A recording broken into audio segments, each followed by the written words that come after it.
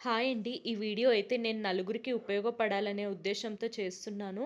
ఈ వీడియోనైతే ఎండ్ వరకి చూడండి. అయితే రీసెంట్‌గా మా చెల్లికి ఆరోగ్యం బాలేక కొంచెం అసిడిటీ అండ్ హెమోగ్లోబిన్ ఇష్యూస్ ఉండడం వల్ల హాస్పిటల్‌లో అయితే అడ్మిట్ చేశామండి.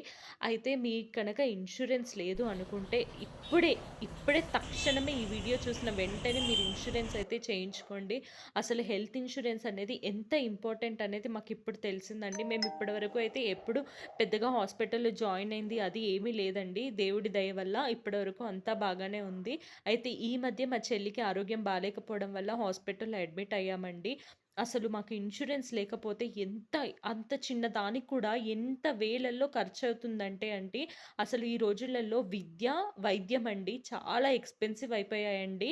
అసలు బయట చిన్న జ్వరంకి చూపించుకోవాలన్నా కూడా వేలల్లో, లక్షల్లో అసలు ఫీజు కట్టాల్సొస్తుందండి. అసలు మాకు ఇన్స్యూరెన్స్ ఉండడం వల్ల మాకు చాలా సేవ్ అయిందండి. అసలు టోటల్ బిల్లింగ్ అమౌంట్ చూస్తే ఇంత చిన్న దానికండి 50,000 అండి అసలు. సామాన్య ప్రజలు 50,000 అంటే అసలు 2 నెలలు కష్టపడితే గూడా అంత డబ్బులు రావండి. ఇన్స్యూరెన్స్ అనేది తప్పకుండా చేయించుకోండి. మనం ఎంత కష్టపడినా, ఎంత చేసినా గూడా ఆఖరికి మనం ఆరోగ్యం కోసమే గదండీ! మనం బతికే లేకపోతే అలాంటిది ఎంత కష్టపడ్డా వృధాయే కదా! ఆ కష్టంలో కొంచెం అమౌంట్ మీకెంత ప్రీమియంతో వస్తే అంత ప్రీమియంతో మీరు ఇన్స్యూరెన్స్ అయితే చేయించుకోండి. ఇదైతే నేను మీకు తెలియజేయాలనుకుంటున్నానండి.